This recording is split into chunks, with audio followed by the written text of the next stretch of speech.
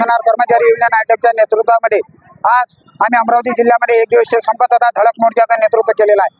या राज्य सरकारने शालेय पोषणार कर्मचाऱ्यांमध्ये राज्याचे शिक्षण मंत्री तथा मुख्यमंत्री यांनी 1500 रुपये मानधनवाढीचं आश्वासन दिलं होतं, परंतु अद्यापही या सरकारने या कर्मचाऱ्याच्या भविष्याचा GR काढण्यात आलेला नाही। तसंच केंद्र सरकारनं 2011 पासून या कर्मचाऱ्याच्या हितासाठी कुठलाही 1 रुपयाची सुद्धा वाढ केली नाही। 5 दिवसापासून आमचं शिष्टमंडळ दिल्लीच्या पार्लमेंटमध्ये जाऊन बसलेलं आहे, तरी केंद्रीय मंत्री हरियाणाच्या दौऱ्यावर जाऊन बसलेला आहे। त्यांना आमच्या शिष्टमंडळासोबत भेटायला सुद्धा त्यांना वेळ मिळत नाही आहे। अरे, या देशांमध्ये संपूर्ण 26 लाख कर्मचारी आहेत आणि या महाराष्ट्रामध्ये 1,83,000 आमचा कर्मचाऱ्यांचा आकडा आहे। या कर्मचाऱ्याच्या हितासाठी केंद्र सरकार 600 आणि राज्य सरकार 1900।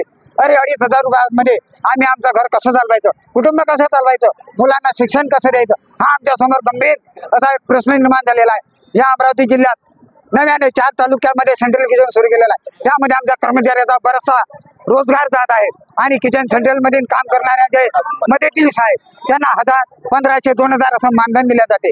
काय प्रश्न आहे, काय गंभीर समस्या आहे? शिक्षण विभाग अद्यापही या प्रकरणाकडे लक्ष देत नाही। त्याकरिता आम्ही जिल्हाधिकारी साहेब यांना निवेदन सादर करीत आहोत की त्यांनी या आंदोलनाची दखल घेऊन आमच्या मागण्याकडे लक्ष द्यावं, अन्यथा संपूर्ण महाराष्ट्रामधून बरीचशी संख्या घेऊन 1,83,000 आम्ही पुन्हा मुंबईच्या आझाद मैदानावर जेल भरो आंदोलन याच्यापेक्षा विराट मोर्चानं आणि सक्रिय आंदोलन करणार राज्य संघटक तथा जिल्हाध्यक्ष अमरावती जिल्हा शालेय पोषणार कर्मचारी युनियन आयोग अमरावती।